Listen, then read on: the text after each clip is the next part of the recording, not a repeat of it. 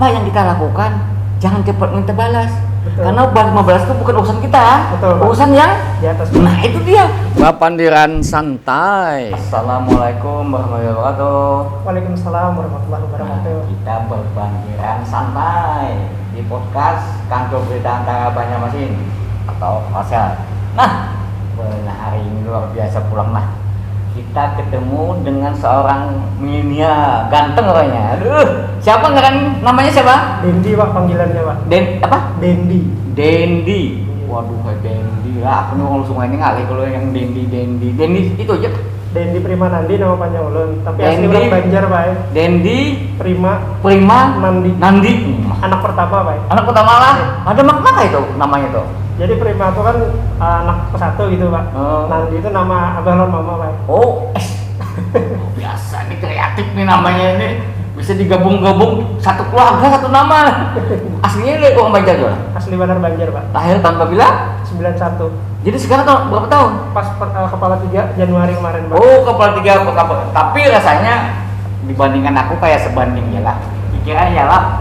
Sebah-sebawan, aku dulu gantengnya seperti ini loh. Dulu. Bisa ulun kalah gantengan pian dulu Pak. Ini sudah umur 61. Nah, tapi jangan lihat usianya, itu hanya hitungan angka. Tapi apa yang dirasakan di hati itu yang pasti. Nah, Jiwa aku juga. merasa kayak kamu juga. Umur 30 luar biasa. Alhamdulillah. Karena semangat itu adalah energi. Betul Pak. Nah, jadi kalau kita masa muda, kita bersemangat. Kalau kita bersemangat berarti kita berenergi. Nah, jadi apa yang kita lakukan mudah-mudahan bisa tercapai. Amin. Mudah-mudahan. Luar biasa nih. Siap. Jadi kegiatannya apa nih? Kalau sekarang Pak ulun bekerja sebagai konsultan lingkungan. Konsultan lingkungan. Oke. Di mana tuh? Kalau sekarang ini jadi freelance dan remote working jatuhnya, artinya tergabungnya itu di perusahaan yang bergerak di bidang perizinan Pak. Perusahaan di bidang perizinan, konsultan lingkungan. Wah. Seperti AMDAL, pembuatan UKL-UPR, Wis. dokumentasi sampah, Wis. kemudian perizinan yang lainnya. Wah, semudah ini sudah seperti itu gitu. Nah, kan luar biasa nih ini. Jadi konsultan lingkungan. Ini pendapat kalau berbicara lingkungan, senang kita. Paman Anum ini adalah penggerak lingkungan juga, penggiat lingkungan. Backgroundnya apa sih?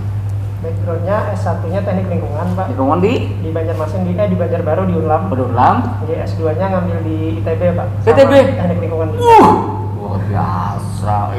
Di Bogor lagi lulusannya. Alhamdulillah. Kenapa pilih ilmu itu? Kalau dari latar belakang teknik itu keluarga dari almarhum ayah. Almarhum ayah memang sipil Pak. Oh, sipil.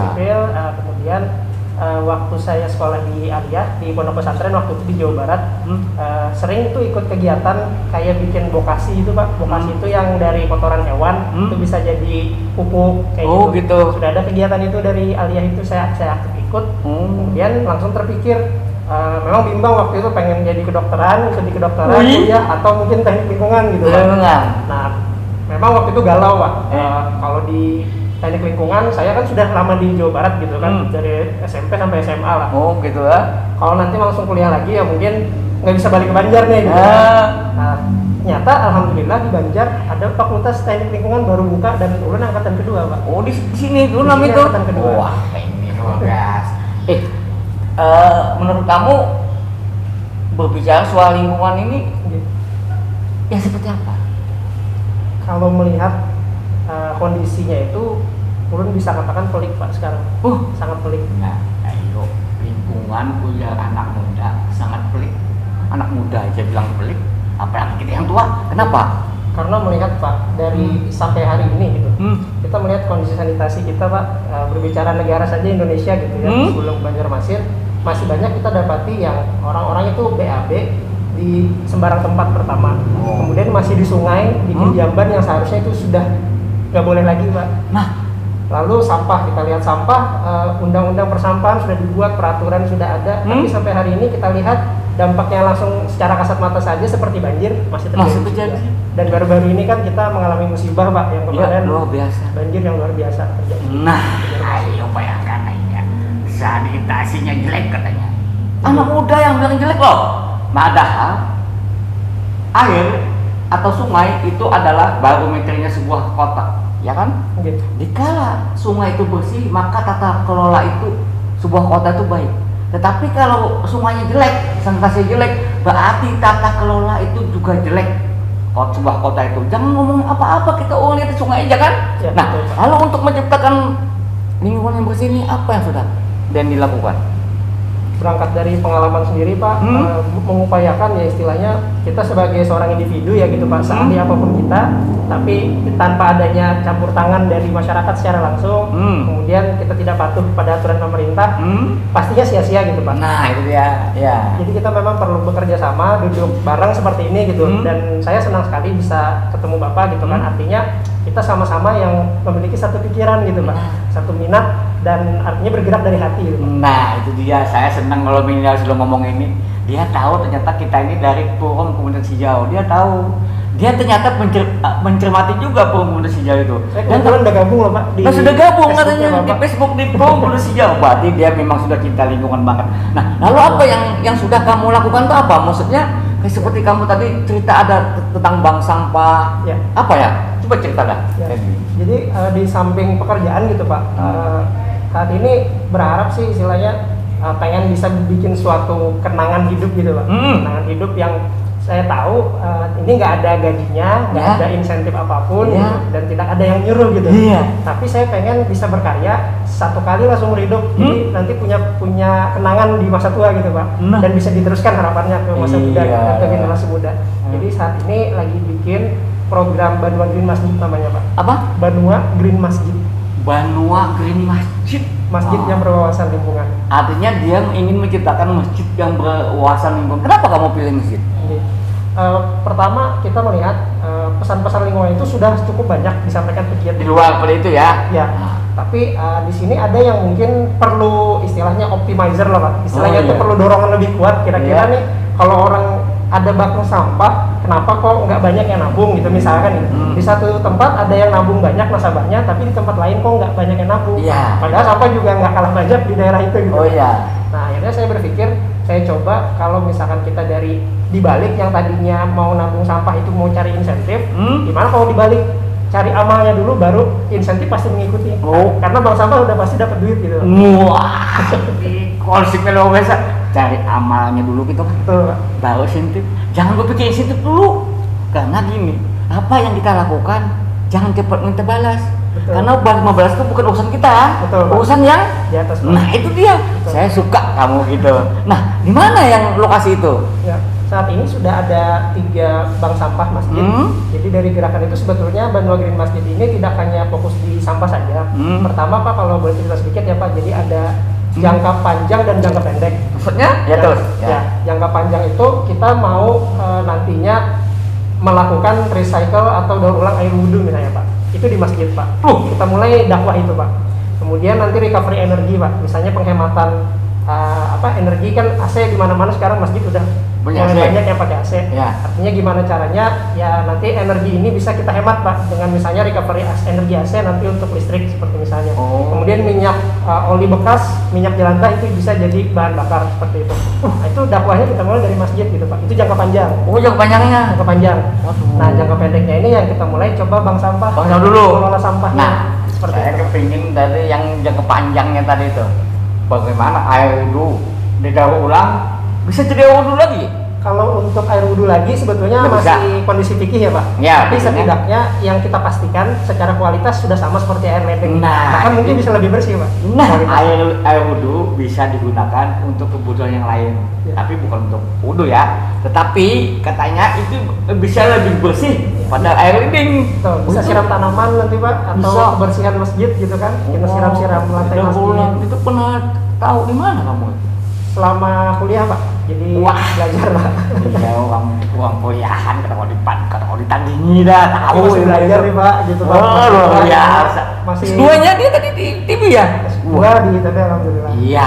Terus yang kedua tadi katanya ini AC Pak. AC. Iya.